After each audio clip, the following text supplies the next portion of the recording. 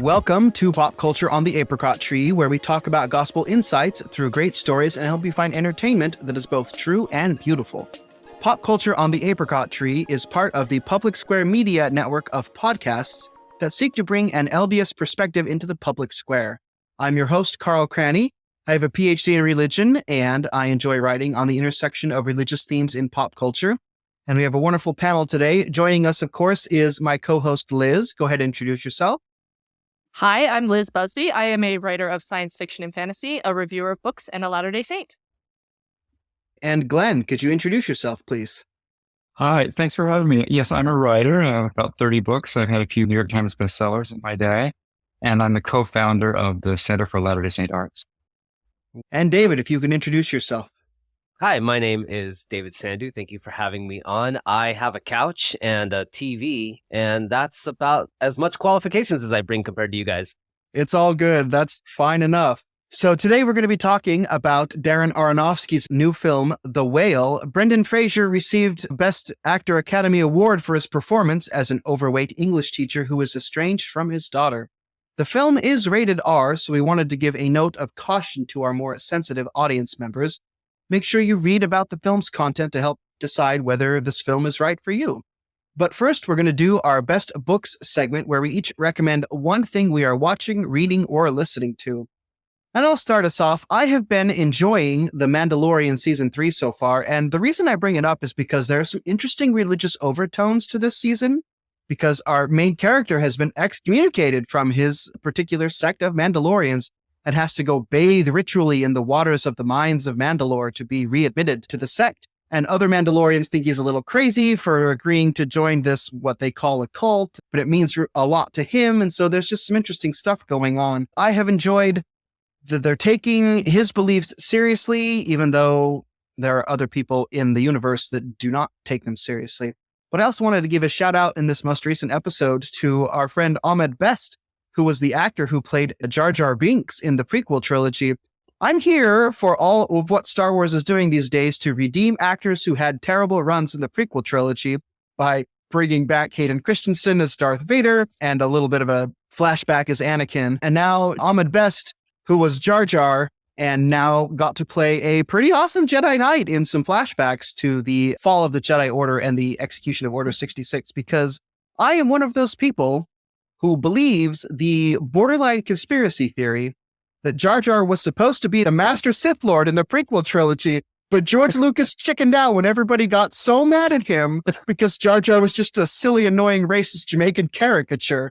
And there is a YouTube video that I'm going to make Liz put in the show notes that outlines why they think Jar Jar was supposed to be the Sith Master. And I watched that video and I've believed it 100% since then. So I'm glad they hired him to play an awesome Jedi for just the flashbacks. Like, I'm here for the redemption of all these actors who got panned for their work in the prequel trilogy, which, again, is not their fault. If George Lucas is trying to tell you to act like a wooden plank or a racist Jamaican caricature, you do it and collect your paycheck. So The Mandalorian, because of the religious overtones, but also this week because my boy Ahmed Best is back, and it was amazing. It was fun. So anyway.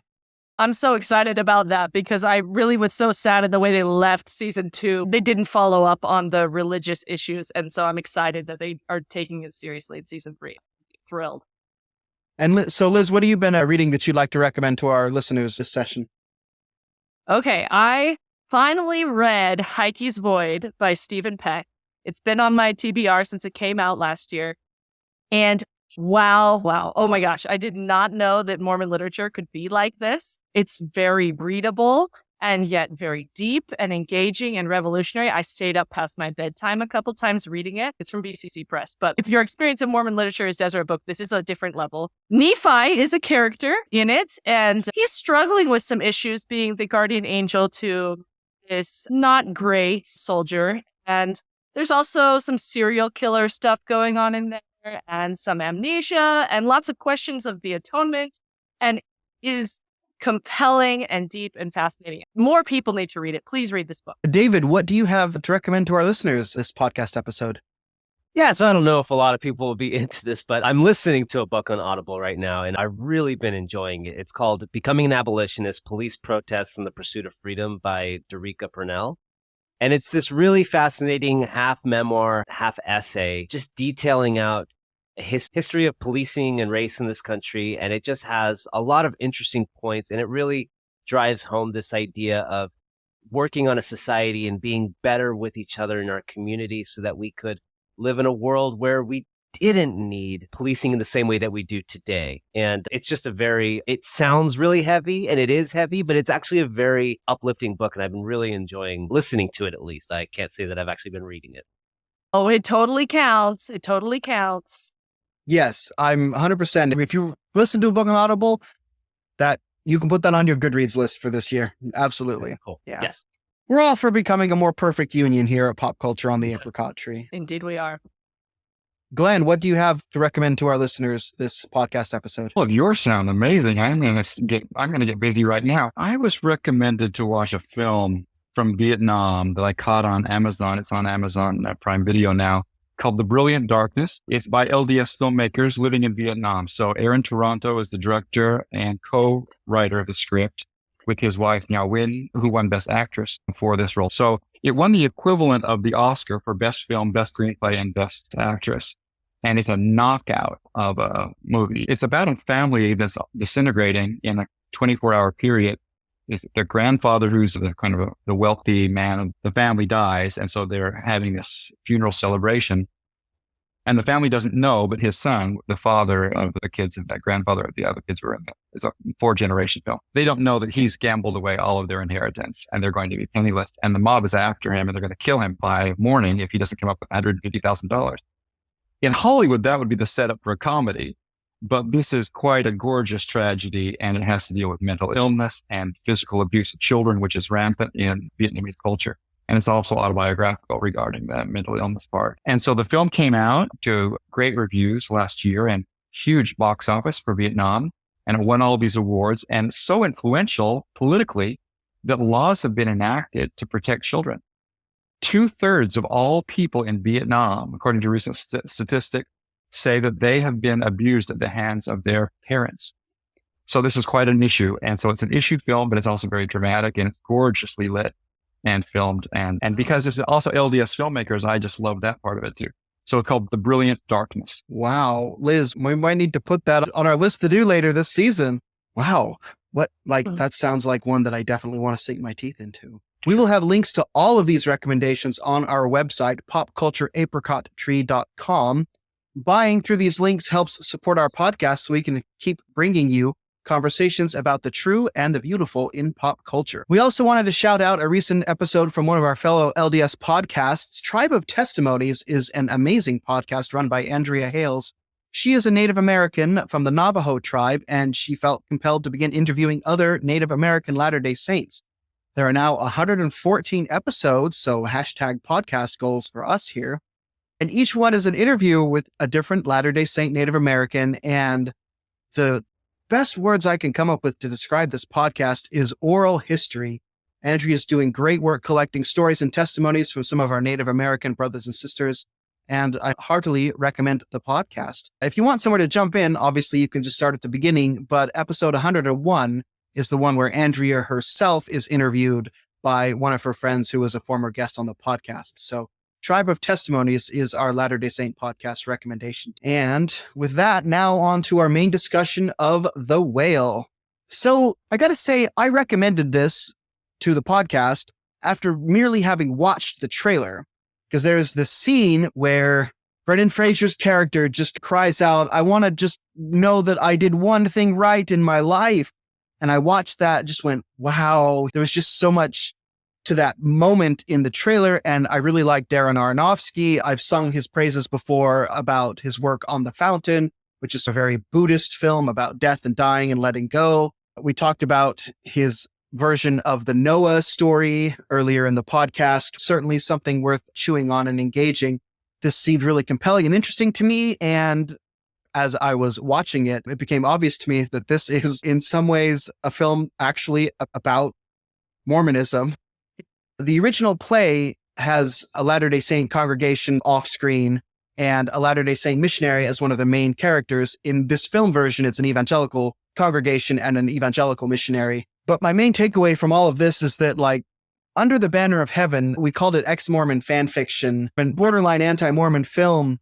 And the play seems like it was in that same vein, but because it is now given to us through the lens of this Jewish director who does such a marvelous job of making everybody like a very three-dimensional character instead of one-dimensional caricatures, I really enjoyed large swaths of this movie. Don't know if I completely agree with all of the sort of theses of the movie, but there's some really heavy and good stuff here. I'm reminded of a quote I heard from Ian McKellen, who said that one day he hoped to be as good a movie actor as Brendan Fraser.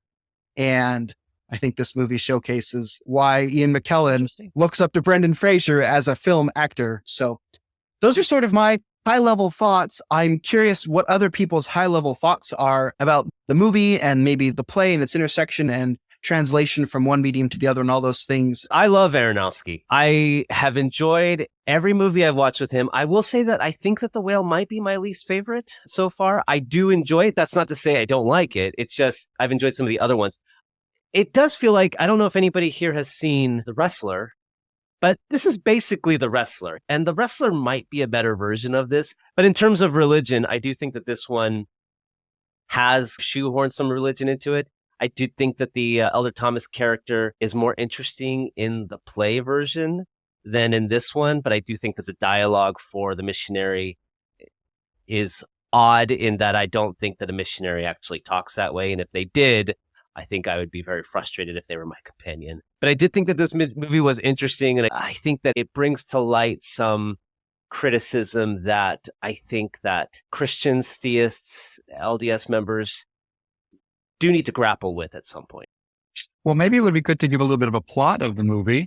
So this is a very hermetic little movie, leaves the apartment where the main character is in for about 3 seconds. But Charlie is a man in the play. He's described as from 500 to 600 pounds. He's largely entombed in this apartment. He teaches English writing online. He is divorced. He has a daughter. He's trying to reconnect with her after nearly a decade apart. His ex-wife got full custody. When he abandoned the family, when he fell in love with a student who is a man, this man named Alan ends up committing suicide before the movie starts. And in reaction to that, this character, Charlie, just spins out of control. Alan's sister is a nurse, and she's basically Charlie's only friend. And then there's this missionary who comes into the very beginning of the movie, chances on him, really. And he becomes a kind of a presence to try to save him, but also a catalyst for some things that happen. So that's basically the plot of the movie. And then at the end of the thing, the playwright and a screenwriter here, Samuel D. Hunter, and in a lot of his works, there's it's kind of a mystical thing that happens at the end of them. This film is no different. This man who's completely bound to his chair and his couch and his walker then rises off the ground. You see his feet dangle, and then the screen goes white. And so it's his death, but he's also been transformed. I was not sure about this film. Like, I liked the trailer as well. And then I started reading about the film. I was like, oh no, what did we get ourselves into? And I had to split up my watching of the film over 2 nights because mom of kids. I am a wimp now and can't stay up late. Unless you're reading Heike's Void. Unless I'm reading Heike's Void. But so I watched the first hour and I was like, wow, this is depressing. This is going to be tough to get through.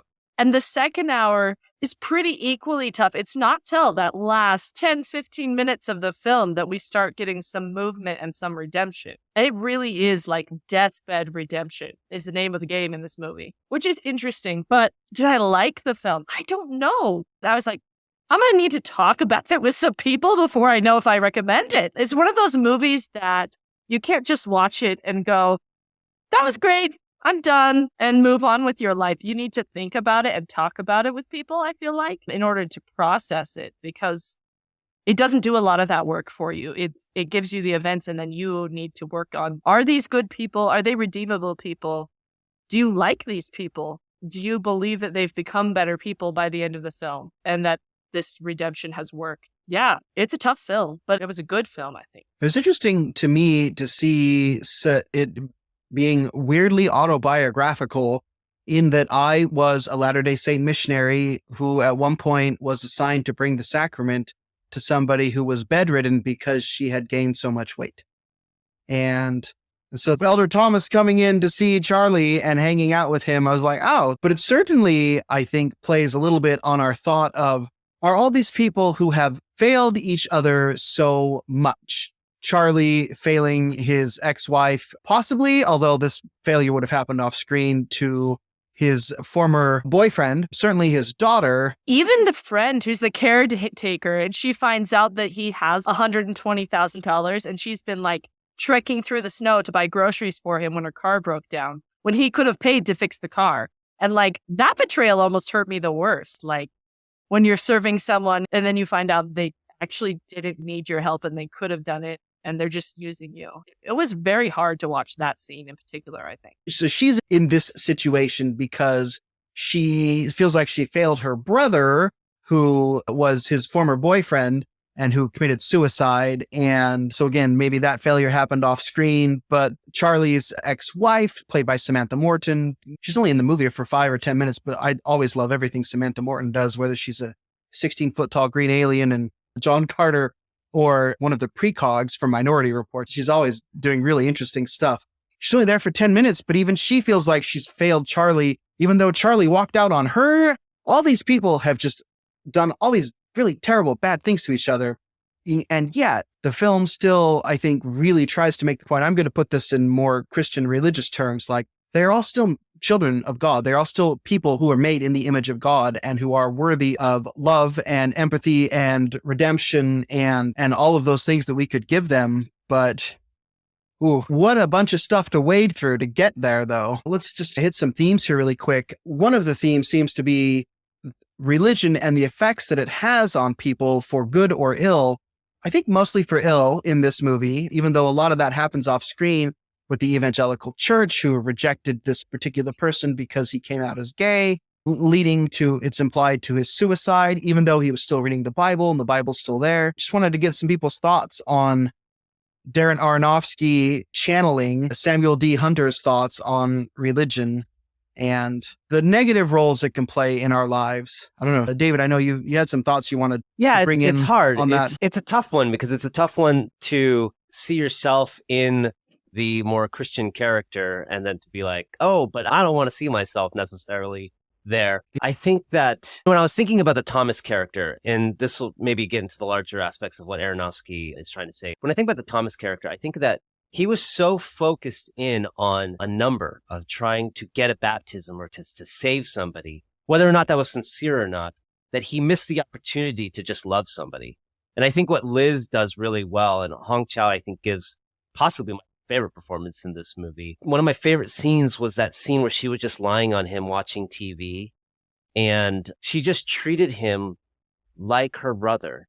And I think that as a missionary, as a representative of Christ, we should be looking to just love people and to help them where they are and meet them where they're at and not try to drag them kicking and screaming into the font. And I felt like when I'm thinking of examples, that's where the missionary missed the mark. And I think that's where people of faith sometimes miss the mark. It was a very cynical way to talk about it, but I think that Ellie's description of people joining religion was not fictional. It's something that is realistic. I have the quote of, I'll tell you one thing I like about religion. What I like about religion is that it assumes everyone is an idiot and that they're incapable of saving themselves.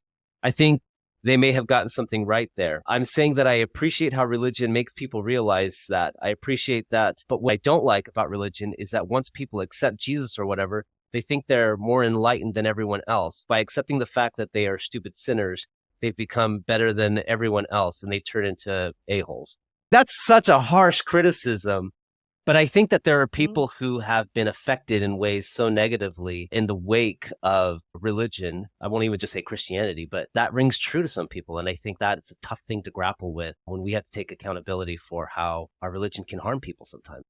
Yeah, I think it can be hard to watch a film like this as a religious person and be like, this missionary is such a caricature. And you find out the missionary has his own problems. And so I did like the missionary better in the second half of the film when you find out that he's struggling on his own thing. He's not just this self-righteous jerk. But it can be hard to watch that as a member of religion and be like, this is not all we are, but it is often the only portrayal we get in popular media is like the judgmental people who push people away and cause problems for the LGBTQ community. But while I would like to see some more portrayals of other aspects of religion, I think it is a valid thing that has been an experience for many people.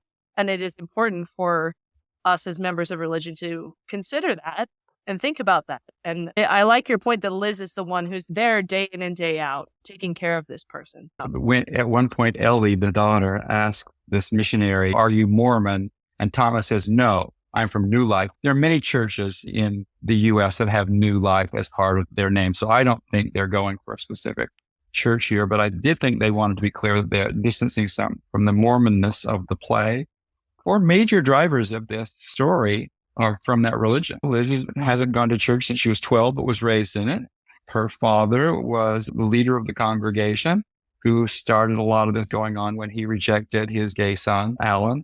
And then, of course, you have the missionary himself. So there's quite a lot of nuances there, really. It's not all religions painted with the same brush here. There are people who started in it, are not in it. Even the Thomas guy, he messed up. It's not really as cookie cutter as it might sound if you're just like reading a quick description of it. I don't know if that's pleasing to us, but on the other hand, I don't really go to movies or read books to find friends. I don't think of them as people, they're characters, and I don't really need to like everybody. In fact, I find that I get more insight from people who challenge me. And, oh, this is a challenging film in lots of ways. I think the director really wants us to feel uncomfortable for almost 2 hours, starting with the environment, and we're trying to imagine ourselves as a 600-pound person and all of that. So I think they're onto some stuff as far as the challenging the audience part that I think is valuable. I think that's the focus and through line of Aronofsky's work, really. When you think of A Requiem for a Dream or Noah or Mother or The Wrestler or this, he's constantly putting and displaying broken, unlikable people and asking the question, should they be redeemed? Is there redemption for these people, whether in this life or the next? It's a simple question, but it's a hard one emotionally for us to grapple with, because we want to say, yeah, everybody's redeemable. Everybody should be loved. And then you're put in those positions to try to love people, and you're like, really hard to love them. And then you're worried about how your own contributions to their life, and you're like wondering, am I making the right contribution here? I think what Brendan Fraser's character, Charlie, is so interesting is that despite all of that, he's not really a negative person. He's internalized that negativity to a way where he's slowly committing suicide, but he wants to see the good in people, and he wants to so desperately see maybe something good in him. He has internalized shame. And I think that there's a lot of nuance to that and commentary on maybe not necessarily Mormonism, but just it's not an accident that this is taking place in Idaho, in northern Idaho, which doesn't have the greatest track record of the friendliest people and the best version of religion out there. David, what I'd say to that is the screenwriter is from Idaho, and all of his plays are set in Idaho. Almost all of them have religious characters in them. I find them not to be takedowns of religion. He certainly has strong feelings about them, but they're all over the map. They're quite nuanced. I think one of his curiosities generally is what is the relationship with contemporary life and religion? And I think he sees it as complex. And my guess is that Aronofsky, I don't know when he came across this play, that's a little over a decade old, but it probably completely connected with the things that he's interested in as a filmmaker that you discussed with earlier films. I was just going to make the comment that Aronofsky is himself an atheist who grew up with a Jewish background, but I find his study and his just traveling around religion and different religions, it's very fascinating to me. And I do find that there is a sincerity there that could be taken as really negative, but I do think that there is a sincere hope to understand people's religions, whether or not they have positive or negative influences. I love the ending of the missionary Thomas's storyline, where Charlie's daughter sends these incriminating photos and the recording of his confession of stealing the money from the mission and wasting it all and being trapped several states away and too embarrassed to come home. And she tracks down his parents and sends this to him thinking, we're not told what she's thinking. Charlie interprets it as she's trying to save him. I personally think she was trying to ruin his life because that seems to be her self-destructive mode. And then his parents contact him and say, it's just money. Come home. And that got me. And then Thomas says, isn't that the worst thing you've ever heard? Isn't that just awful? They want to actually forgive me. And that's just crazy. That kind of forgiveness is something that the other characters in the show are reaching for. We're trying to figure out, how can Ellie forgive her father who abandoned her at age 8? How can Charlie forgive himself? One of the most moving scenes for me also was the scene where Charlie is just on an eating rampage. I think it's fair to describe it that way. As someone who has some emotional eating things myself, like, I felt that so hard where he's just destructively going through his kitchen and eating absolutely everything and doesn't care what it is, just trying to punish himself for what he has done to his family, to his daughter. And it was heartbreaking. And seeing that inability of him to forgive himself, he's kept himself in isolation all these years and not tried to fix anything because he couldn't forgive himself. That scene is really hard to watch for anybody like, me, who's had a lot of family members deal with these issues. It's triggered by this new character that's not in the play, the pizza delivery man, who has a really sweet relationship with Charlie. He reaches out and wants to, even though he's never seen him, reaches out and wants to know that he's okay, keeps asking about it. Are you sure you're okay? And then once he sees him and is disgusted by him, that's a word that appears several times in this film, disgust. Then that gets Charlie going on a real binge there. It's so sad. Yeah. It's just so, like, you hoped for one good person. Not that anybody is necessarily bad except for Ellie, who was a complete sociopath. It's just, you hope that this Dan guy has been nice, this pizza delivery guy, and then he sees him. It's that scene and when his students see him for the first time at the end. And then you see them like pull up their phones and start taking pictures of him, and they have this disgusted look. And it's a real cynical view. And I would hope that's not how people would really react. But today I was driving on the highway and there was a car accident on the other side of the highway. And we had traffic on our end because everybody had to stop and stare, right? We have this innate thing to just be drawn and stare at something that is out of the norm. And that gut punch reaction is just, it's sad. And it's just, why do we do this to each other? I'm interested in the contrast between, we feel terrible for all these people who react to Charlie as this disgusting thing. And yet Charlie's whole mantra for his writing class, and as he's trying to teach Ellie how to write, is be honest, have a freaking opinion about something, like care, say the truth. And yet the truth is also really harmful sometimes. So how do we reconcile those two things, right? How do we say what is true and yet acknowledge that sometimes saying the truth is maybe the worst thing you could do? You shouldn't. I think about the difference between how he kept pushing Thomas. Do I disgust? Do I make you grossed out? And Thomas would not admit that he was actually repulsed by Charlie. But then when you hear Liz talk, she just talks openly. Yeah, you're fat. And she says, I got a fat person wheelchair for you. And she's open about it in a way where Charlie realizes that he is obese. He realizes that he's a big man. That's not hidden. So why are you pretending not to have a reaction to him?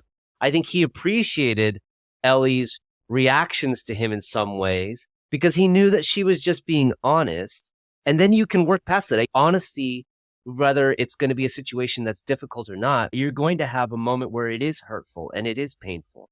But at least you can then start to grapple with it and live with it rather than pushing it away in the corner, pretending like it's not there. So what do you make of it? What do you make of Liz, this nurse? She's enabling bringing all this food and she probably feels really guilty because it's her brother who has died. But what do you make of that relationship between those two? And it's interesting because her brother died from suicide, but implies in the dialogue that he also had an eating disorder, but the opposite, like he was more anorexic than binge eater the way Charlie is. And so she's not only enabling, but she's also compensating for this previous failure of hers. And there's a moment, especially right after he almost chokes and she has to go over, and there's no way you're going to perform the Heimlich maneuver on somebody who weighs that much with a body like that. And it's a really scary, genuinely frightening moment for her. And yet at the end of it, she's like, well, do you still want the meatball sandwich with extra cheese that I got you? And she offers it to him, kind of like, do you still want to do this? And Charlie's response is, yeah, I guess I still want to eat the sandwich, even though it just nearly killed me and freaked you out. And so she's a really complicated character. And I appreciated the layer and depth of all of that. We see that in real life, right? Like when you have a child, a parent, a sibling who is self-destructive, who is struggling with real life, what do you do? Because there's only so much you can do, especially once they are an adult, to force them to make good choices. At some point, you cannot force them to. Something personal to me is my dad has two brothers who are homeless by choice, who live off the grid, don't trust the government, and have psychiatric issues that they refuse to seek treatment for. And there's only so much that you can do sometimes for people. You can do what you can when they're there, and that's it. Sometimes I feel like Liz was in that kind of hard place, right? Where she cares about Charlie and she wants him to have the best life he can. And she wishes he would do more, but she can't make him. She can't. And so she's chosen that she's going to be caring, even though she thinks he's being self-destructive. The structure of the film is a countdown to his death. It's a daily thing. Each day has a title on the screen there. And I think that impending doom, which everybody knows about, all the characters of this play are counting down to, I think it affects the way that they're treating him, that maybe it's beyond hope in some cases. I'm sorry to hear that, Liz, about your family. My closest friend in high school died yesterday. And life is really, really messed up. And I think movies like this that are just this quest for redemption, and also ask of the audience, break out your compassion here to supplant judgment, I think are really quite wonderful. I mean, there are problems with this movie. I don't think anybody is going to say this is a brilliant film. If we were rewriting the play today, I don't think he would write it this way either. But I think it has a lot to say for it. So I run residential homes for people with intellectual and developmental disabilities. And what specifically I run is individuals who are more difficult than average individuals. And so we have to really support them in a lot of different ways. And there are ways that are really, some are very destructive. And we have to walk this fine line as caretakers to always honor their rights, never stand in the way what their rights are, but to also encourage them to do something that is more productive. And sometimes we don't win those battles. And that can be really hard emotionally. And it's really hard because you're really wanting to look out for the safety of these individuals. And it's one of those things where it's, listen, this is going to happen no matter what. All we can do is to be there and to teach them and to be with them more and more. If that means I am called an enabler at times, then that's what I'm going to be in order so that I can be there to continually support them. And I don't see Liz as an enabler in this. I think that he could have ordered food. He could have gone to Uber Eats. He could have kept just getting other food deliveries. At least this way, she can still be part and help him. And she was able to make positive changes in his life, knowing that at the end of the day, all she was doing was just making him comfortable as he laid himself down to die. as sad as these characters are, maybe it's just because I'm old, I've known people like every single one of these characters, like without exception, every single one. I don't know what to make of that other than just to say that I don't know what my circle is. They're real. They're real people.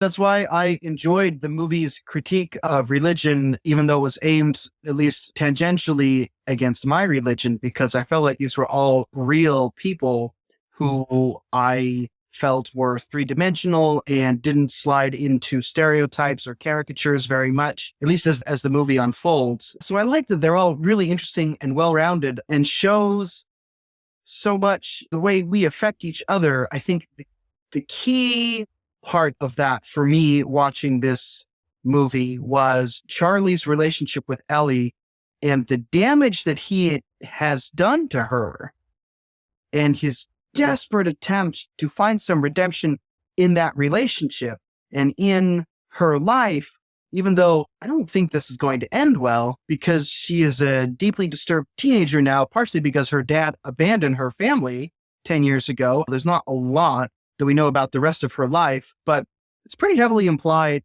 by her dialogue that this is what has damaged her so much. And he's going to try to repair the relationship by talking to her the last week he dies and then dumping $120,000 in her lap right as she turns 18. And I don't think this is like a good long-term parenting strategy to abandon your child for a decade, just reconnect right before you die on your literally deathbed repentance, and then drop like $100,000 in their lap and just hope that it works out. Because she is a deeply cynical person. Charlie fell in love and followed his heart and lived his truth. We've talked about like people's truth here. And one of the things I really liked about this is that it shows that you can live your truth. That's a big thing. A lot of people in our culture are trying to say you can live your authentic life. But sometimes it has some really serious negative connotations. And that was no more obvious to me than in that particular relationship. So I'd like other people's thoughts on the Charlie and Ellie dynamic. I'm giving it away. Like the way I view their relationship, his thoughts that, oh, she's actually really a good person. Look at this good thing that happened because she was like taking mean pictures of people and posting it on her Facebook feed. I think that Charlie's deluded himself a little bit, but I'm happy to have been proved wrong if any of you have different thoughts. I'll jump in first. I think what you're describing is how Ellie sees things before she realizes what really has gone on. Charlie's ex fought and got full custody. Charlie's continually tried to help, but hasn't been able to speak to her. He's tried to find out a little bit of what she's doing, and mom will occasionally give him a little bit of information, but the mom has some alcoholic issues as well. So there's some troubles going on in their life. He's doing financial support. It's more than just child support. It's whatever you need. He says at one point to his wife in her crucial scene. I'm curious if these were actual people and now Ellie's aware of all of these things, if her life does change because of this, if she does become more of the person that Charlie imagines. At one point, when she's really angry about abandonment, and she says, how could you abandon me? And he says, Ellie, look at me. Who would want me to be a part of their life? That was, for me, one of the saddest moments of the movie. So I'm not really to assign all of the blame on this guy. I don't know. I think I'm less skeptical about Ellie than you three might seem, but I'm kind of rooting for her. There's so many factors to play in there, right? I think if Charlie had been maybe in a society or in a place where he could have always lived his authentic life, the situation would have never occurred. He wouldn't have felt that he would have had to hide in the closet and gone into a mixed orientation marriage to begin with, possibly. That's just me taking a look at what we're seeing nowadays. And it reminds me of Grace and Frankie on Netflix. It's basically a modern day Golden Girls in a lot of ways. But the central premise of that show is that Jane Fonda and Lily Tomlin, their husbands, Sam Waterston and Martin Sheen, have been working as law partners for years, and then they end up leaving their wives in their elderly state and get married to each other to live their life. And there's a line that I love that Jane Fonda said in there. She goes, I want to be so mad at you for leaving me and having this affair, but I feel like I'm not allowed to because you're living your authentic life now.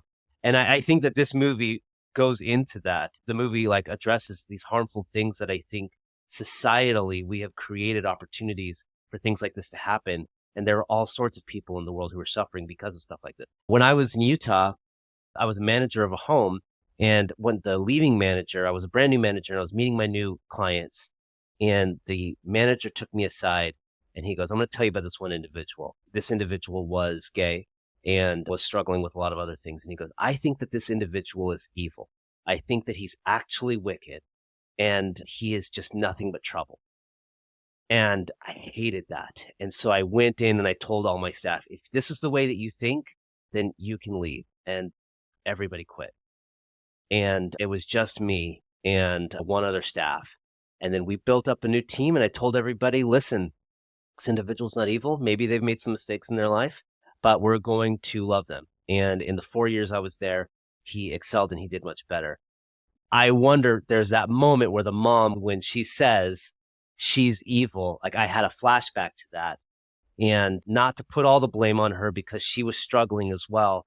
But it would be so interesting if Charlie had been around, he could have been that counterweight. But I do think that sometimes we put labels on people and then we have a hard time seeing past them and past those labels.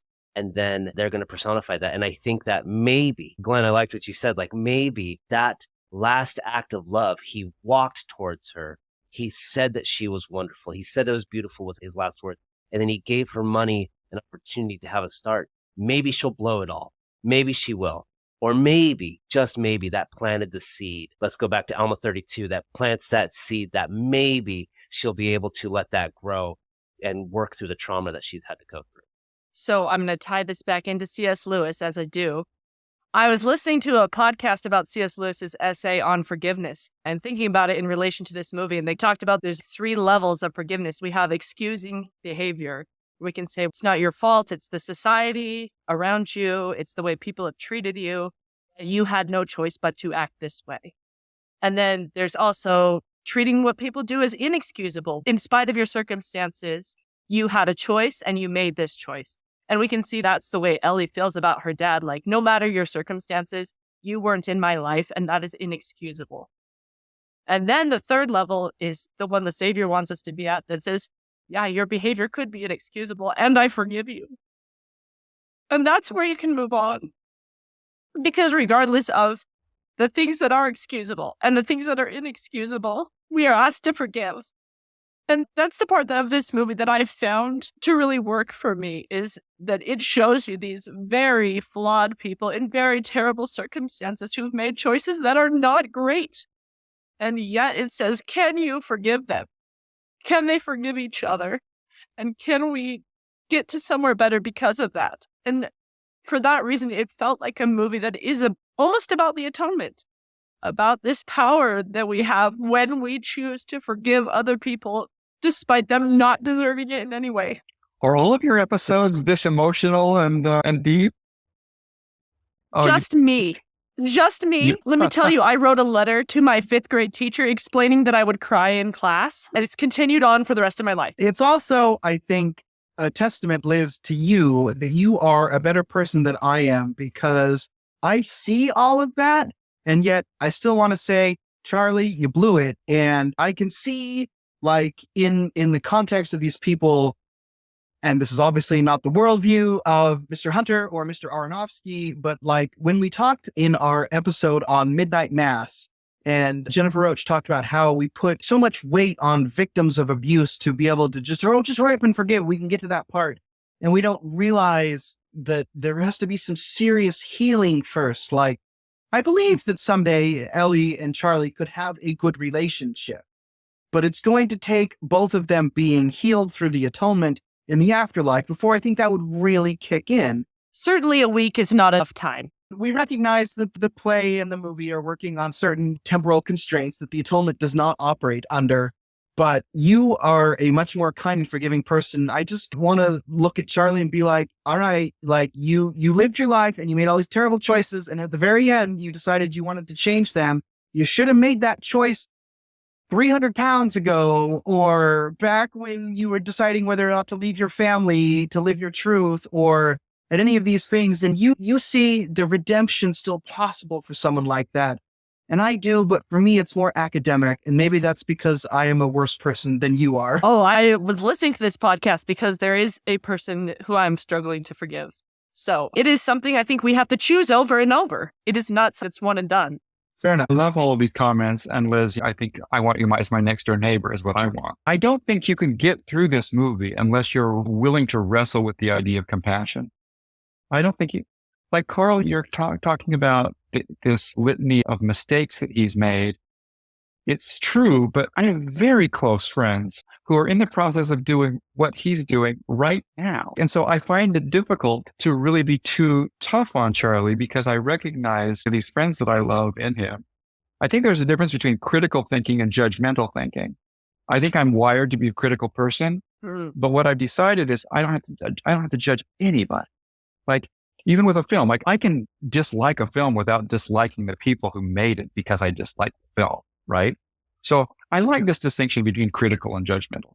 Sure, that's fair. And if Charlie were my next door neighbor, I probably wouldn't feel that bad about it. There's a distance that the movie creates as a person watching it that maybe allows me to be meaner than I would hope I would be in real life, as somebody who has, of the four of us, literally had this experience as a Mormon missionary going into somebody who we were, I guess, technically enablers, because this woman was so overweight, she couldn't order food for herself. This was before cell phones and things like that. If she was going to get food, people like us had to bring it to her, and we brought her food that was not super helpful. But we did it. And I don't know what to think about myself then, but Service of love. Service and love doesn't have to be the pyramid of food and everything. It doesn't have to always be perfect. It's reminding me of the end of the last season of The Good Place, where they're like, look at this, there are no good choices. Every choice has bad things, and there are no perfect choices.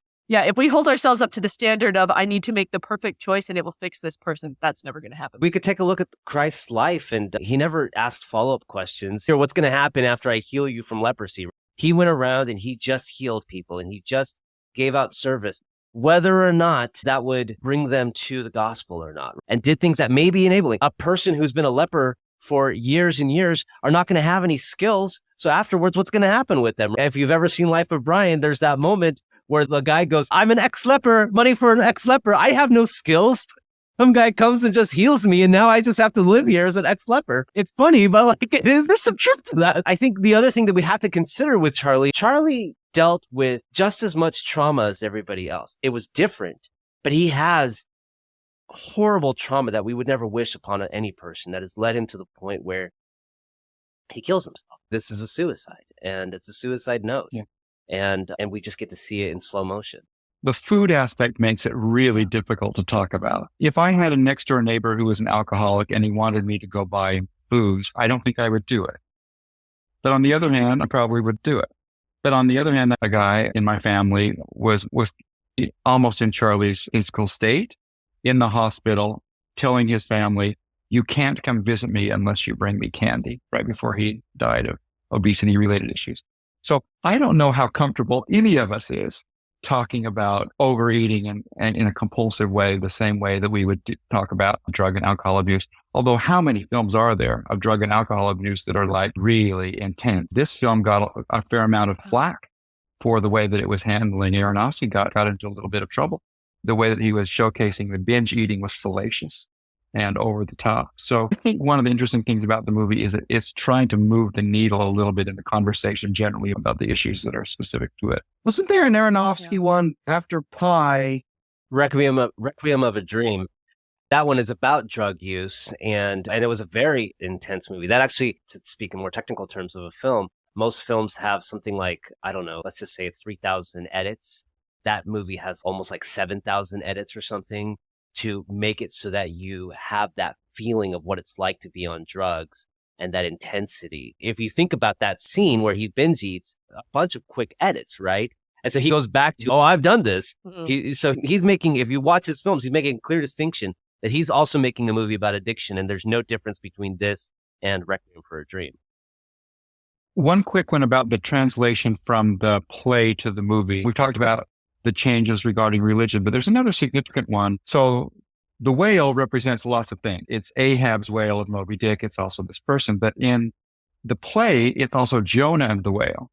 So in the play, the lover, Alan, is lured back to church one final time by his father, who's the bishop of the ward, and who calls him and says, can you come just one more time? I'm going to give a talk. And the reason in the play that Charlie asks the missionary back to come to his house isn't anything to do with preaching. It's because he thinks he'll have access to find out what happened that day. And it turns out that talk was on Jonah and the whale, which was the thing that spiraled this Alan toward his own suicide. So I think the movie we were talking about, to remove LDS characters, is that in some kind of deference or fear or audience building. I don't think really it's any of those things. I think the Jonah and the whale part wasn't as strong. I think removing it is cleaner. I don't think that the play probably really makes all that much sense. There's not really a lot of connection in the play between Moby Dick's whale and Jonah and the whale. So I think it's just a little bit stronger. I will say, though, that I did like what Charlie's response to that afterwards, because Charlie kept thinking, what happened that day? What happened that day that Alan comes home and is distraught for the rest of his life and then eventually kills himself? And he thought that it was some sort of homophobic hell and damnation speech that his father gave. And it was just a story of Jonah and the whale, and he was almost disappointed. There was one part that I wanted to bring up too that was a difference in the play than the movie. They actually talk about the Book of Mormon in the play. And there's a specific part where Charlie is talking about, he finds the Book of Mormon devastating. He says that there's the story with Sherem and how he gets struck down, and in his dying words, he testifies of Christ and then dies. And he goes, God just killed him to make a point. And he's like, I find that devastating. I can't help but find that and I don't know what to do with this, but there's some sort of parallel happening here as well, that in his last moments, he's trying to do the right thing. Sharon was doing it, whatever was causing it. I don't think that this is a case of God was striking Charlie down by any means, but it did feel like there was a parallel, and I don't know exactly what to do with that. And I'm not sure that Hunter was trying to come up with something either for that, but it did ring interesting to me. I would have almost liked to have seen that in the movie, because I would have been curious to see if Aronofsky would have played with that at all. It would have been cool to see a mainstream film take the Book of Mormon as a serious thing and not a joke. So that would have been cool. We can allow Mr. Hunter his second draft of the play, and it sounds like the movie version is stronger in a couple of places by some of these changes that he's made. We need to be relatively clear. The play hates the church. Charlie says he hates the church. But the interesting thing about that is it has meat behind it, unlike some of the recent things that we've seen on cable, because he's coming to it from a point of knowledge. Charlie in the play has read the Book of Mormon multiple times and is quoting from a very specific thing to imply that he really knows what he's talking about. And then the same thing happens in the movie where he says to Thomas, I read every tract that you people have ever written. He wants to make sure that the audience is aware that he's coming to it from a place of exposure. He just doesn't agree with it. And I feel like that's so much more respectful. Like, I can't demand that everybody present my religion to be the best and most perfect version of my religion or to agree with it. But it's nice when people can disagree with it intelligently. I appreciate that. Thank you, everybody, for all your comments. It's been good. And like I said, I did not realize it was going to be this kind of movie when I suggested it. And so I'm glad we've had a good discussion, and thank you all. But we will move on now to our rating segment. We give each movie that we review 3 different ratings. The first is for content. We rate it according to the Latter-day Saint afterlife, celestial, terrestrial, telestial, or outer darkness. I'm just going to go ahead and say this is a very heavy movie. In a lot of ways, things like nudity. It's not really purient nudity in the way of Playboy or pornography or something, because it's just Charlie taking a shower. There's the scene at the very beginning where he's masturbating to gay porn, but that's really all there is for that. I'm going to say, though, overall, just as far as the content, because we separate this from the other ratings that we give it, I'm going to have to give this one an outer darkness for myself. Like, just not separating the artistic merit of the situation. This is rated R, and for good reason. There are just some things that we don't normally cover in this podcast. If there were lower kingdoms in the Celestial Kingdom, I'd give it the lowest of that, but I think I have to go with Outer Darkness. Now, see, I gotta totally disagree with you, Carl. When I found out this movie was rated R and read the description, I was expecting a lot more content than I felt like there was in this film. It is a heavy film, but I don't think it is obviously not pornographic. There is a lot of language. That's yes. There's a lot of high emotions and a lot of language. But I feel like the language was more of the reason it was given the rated R than anything else in it. So I personally wouldn't put it in Outer Darkness. I would probably put it in, I don't know, telestial, maybe terrestrial.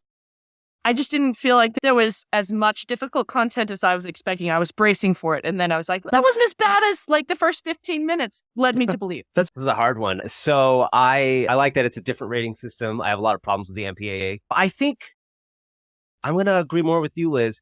I don't think that the language was actually gratuitous. I think that it was honest to these kind of situations. In my mission, I served in Nebraska. This was just daily, right? This is just the kind of interactions I had with people and the kind of language I heard all the time. I think that to take Charlie's opinion, we want some honesty, right? And if it was anything less, it'd be less than honest. And I think that that would be a disservice for anybody seeing a story like this with it being insulated. I won't give it a celestial, but I'll give it a terrestrial. I respect all of those opinions, but I'm going to have to pass on your rating system. It's not really the way that I approach art. It's cool, and I'm ready to weigh in on the next category, but I'll skip this one.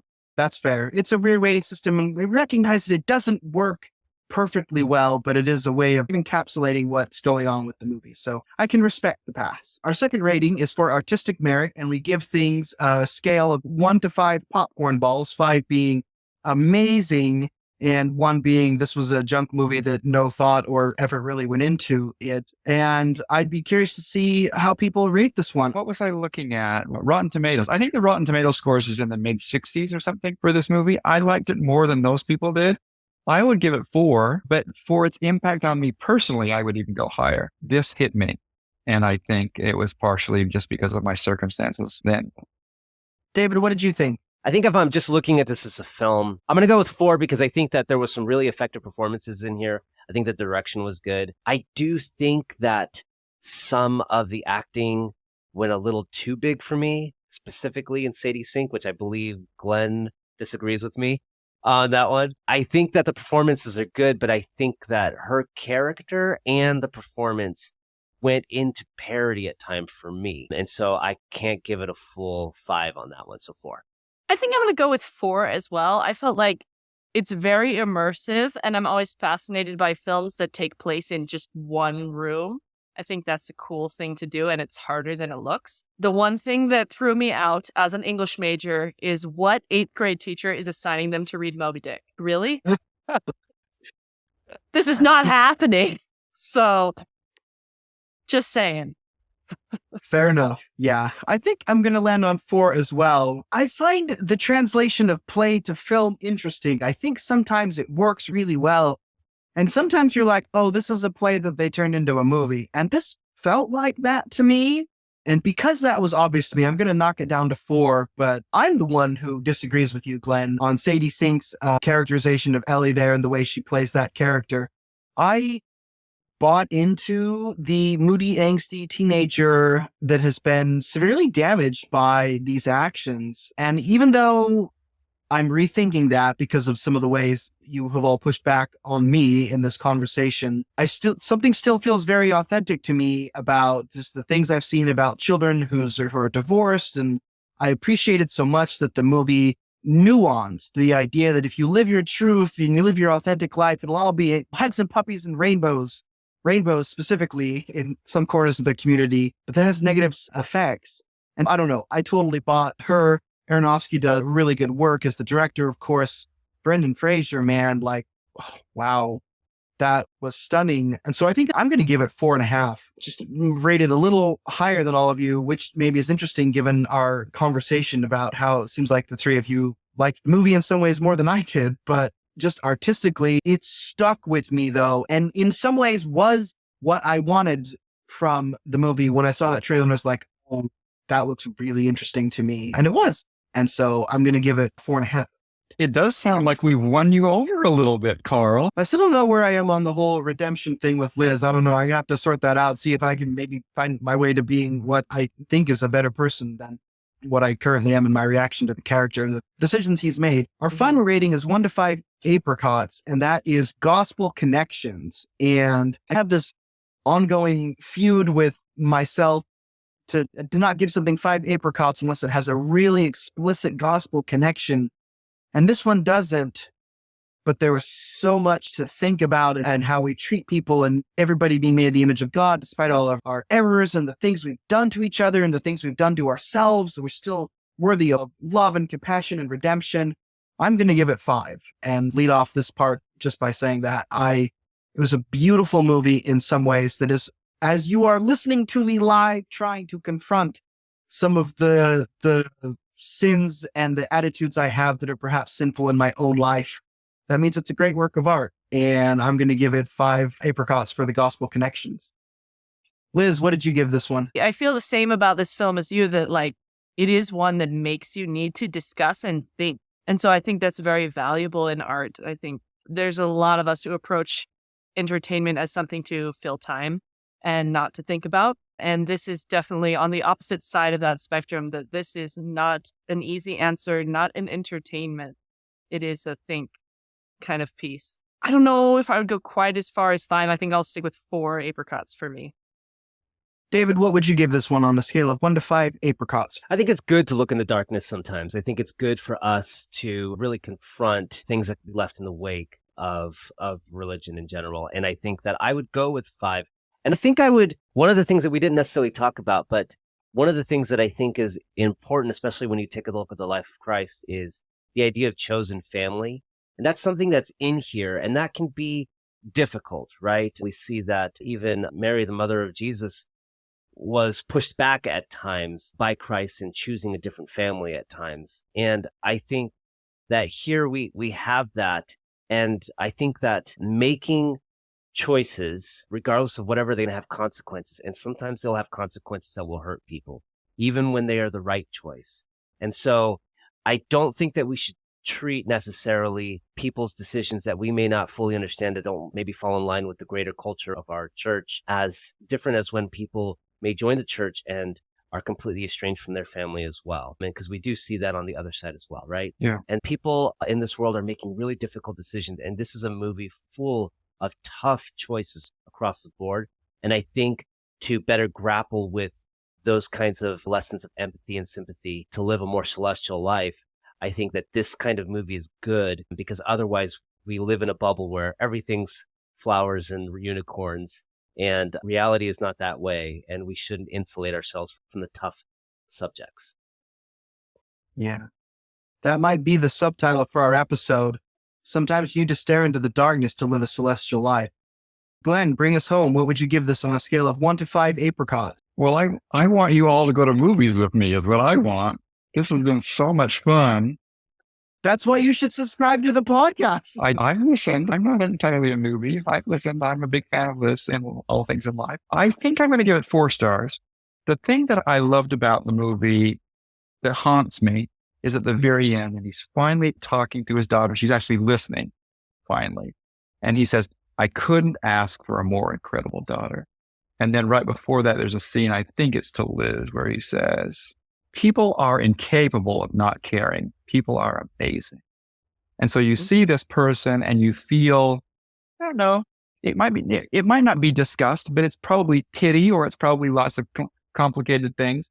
And here is this guy who has that kind of statement at the very end of his life, which I found quite profound. I think I would say 4 instead of 5, because there is an element of a distrust of religion. And I think he's being fair, he being the director as well as the screenwriter. But I think it's probably more accurate that he's talking about that culture that's also Idaho, not just religious culture generally. Because where I live, I don't think religion is like that. I don't think the reactions are really like that. I think there's a tiny bit of an axe to grind that makes me slightly uncomfortable, if I'm going to be honest there. And if it were 5 stars for me, I would be really recommending it to everybody that I know who's LDS. And I'll probably stop short of that. Sure. To end my personal apotheosis as we had this discussion, your thought there, Glenn, because when Charlie says all of these things, I'm like, oh my gosh, you're being so naive. Like, you look at all these you have broken this person, and you have done all these things to these other people, and they have broken you. And just, how can you be so optimistic? And now you have convinced me that that is the way that Jesus looks at everybody, and I need to repent.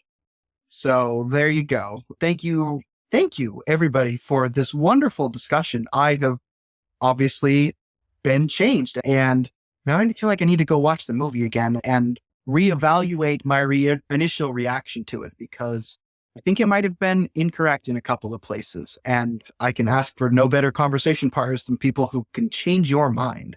So thanks for joining us on Pop Culture on the Apricot Tree. You can find me on Twitter at Carl Cranney. Liz, where can people find you if they'd like to reach out? You can follow my writing on lizbusby.com, and all my social media is linked on there. And David, if people wanted to reach out and get in touch with you, could they find you? I don't know if it'll still be around, but I do have a TikTok, Ema Sandhu, and I'm actually going to be putting out a series in May on TikTok of Asian American heroes every day, since that's Asian American History Month. Oh, fantastic. Oh, that's awesome. I hope it's around so you can do that. Glenn, where could people find you if they wanted to reach out and get in touch? I get emails almost every day from somebody in the church somewhere in the world. So I really love hearing from people. and they're often outside of the US, which I especially love. And so I'm just glen.nelson.nyc@gmail. And I have a podcast called the Center Studio Podcast. Actually, our last episode was with these Vietnamese filmmakers that I referenced earlier. It might be fun for people to listen to that. It's a really interesting podcast. You find such cool people to talk to. They just reach out. I'm not that friendly of a person. I don't know why people want to talk to me, but they seem to. The magic of podcasting. Liz, could you tell people what we're doing for our next episode on pop culture on the Apricot Tree? Yes. Our next episode, we are going to be talking about Where the Crawdads Sing, which is a story about a young woman who's growing up in the marshes of North Carolina. And she deals with a lot of stuff. She's abandoned by her parents and overcomes that to become a naturalist. And then she also deals with sexual assault and some of the fallout from that. So if you're sensitive to that kind of content, you want to be careful with this one. It's not really explicit, but those are definitely triggering things for some people. And it's got a very interesting ending. So stay all the way to the end for that one and be ready for that conversation in 2 weeks. Thanks everybody for joining us. This has been Pop Culture on the Apricot Tree, encouraging you to seek after everything virtuous, lovely, of good report, or praiseworthy. See you next time.